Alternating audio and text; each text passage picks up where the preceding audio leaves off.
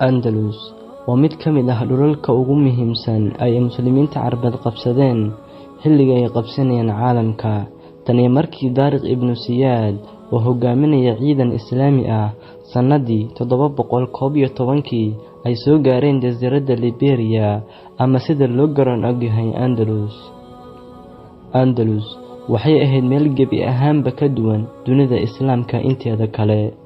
Waxay ka dhalatay jabkii ka soo gaaray khilaafadii Umayyiyiinta ee ay kala kulmeen Cabbaasiyiinta, taasoo u horseeday Cabbaasiyiinta diidmada muslimiinta Isbaanishka inay u aqoonsadaan inay yihiin hogaamiyayaasha sharciga ah ee dunida Islaamka. taas beddelkeedana waxay ku dhawaaqeen madaxbannaanida Andalus. aad ayay uga fogeed qalbiga Islaamka. Muslimiintu waxay ku duuleen jasiiradda Andalus ma aysan dhammaystirin howlahooda qaybta waqooyiga, taasoo Masiixiyiinta fursad u siisay inay ku sii nagaadaan boqortooyooyinkoodii oo ay ugu caansaneyd Qashtaala. Andalusiya waxaa laga helay koonfurta Jamhuuriyadda Faransiiska iyo waqooyiga Badda Dhexe, iyadoo ahayd waqtiga dhulka ugu fog ee Muslim deganaa. Andalus waxay ka tirsan tahay qaaradda Yurub, wuxuu noqday mid ka hoos shaqeeya dowladdii Islaamka ee ballaarnayd xilligii Umayyiyiinta. muddadii ay hoostigiisay Umayyiyiintana waxaa loo yaqaanay xilligii Imaaradda. waxaa loogu magac daray magacan maxaa yeelay amiirkii Andalus waxaa magacaabay khaliifkii muslimiinta ee xukumayay dowladdii ballaarnayd ee ka bilaabatay Dimashq.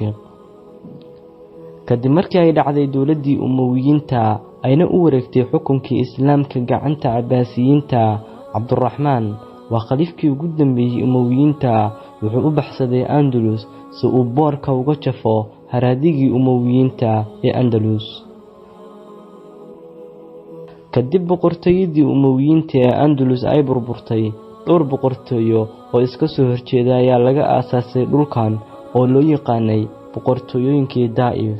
xilligan taariikhdii hore ee Andalus waxaa loo yaqaanay xilligii boqorradii Daa'if, waana mid ka mid ah xilliyadii ugu caansanaa ugana xumaa ee soo maray taariikhda Islaamiyiinta Carbeed ee Andalus. xilliga ay soo baxeen boqortooyooyinkii Daa'ifada ee Andalus waxay ahayd bilowgii dhammaadka joogitaanka Islaamka ee Andalus. boqorradii Daa'if kadib, gobolka Andalus waxaa lagu daray labada gobol ee Almoraaf iyo Almohad. tanina waxay ka dhalatay kadib markii boqorradii Masiixiyiinta ee Andalus ay kaalmo weydiisteen hogaamiyaha muslimiinta Carabta Yuusuf binu Tashmin. kadib markii ay dhacday dowladdii Almohad ee Andalusiya, waxay ahayd sooyaalkeedii ugu dambeeyay ee jiritaanka ilaa magaalooyinkeedii ugu dambeeyay ay ka dhacaan sanadkii 1492 miilaadiga. kadib markii Andalus laga qaaday xukunka Islaamka, muslimiintu waxaa loo dhistay xabsiyo si loogu xukumo Masiixiyiintii qabsaday Andalus. waxay soo galayeen magaalooyinka muslimiinta iyagoo kala dooransiinayay inuu ka baxo diinta Islaamka ama in la dilo, iyo sidoo kale inuu ka baxo Andalus laakiin uusan caruurtiisa kaxaysan. waxaa jiray Isbayn xilliga aynu joogno tiro aad u tiro badan oo taalooyin ah oo aan dhiman oo ka markhaati kacaya joogidii muslimiinta ee Andalus. horumarkooduna wuxuu ahaa dhammaan dhinacyada oo dhan, maadaama horumarka aanu ku koobnayn oo keliya dhinaca diinta. ma aha dhinaca oo keliya, laakiin taalidkeeda door ayaa ka soo ifbaxaya muslimiin isugu jira Carab iyo dhinacyo kala duwan, sidii cilmiga aadanaha loo horumarin lahaa, sida sayniska, muusiga, suugaanta, gabayada iyo guud ahaan farshaxanka, iyo gaar ahaan farshaxanka dhismaha.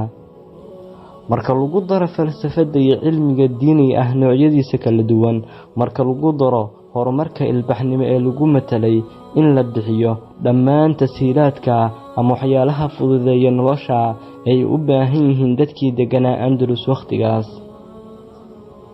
Isbayn waxay ahayd meeshii ay ka urisay qaaradda Yurub sayniska iyo aqoonta, iyagoo turjumay dhammaan sayniskii iyo aqoontii taaliyay Andalus.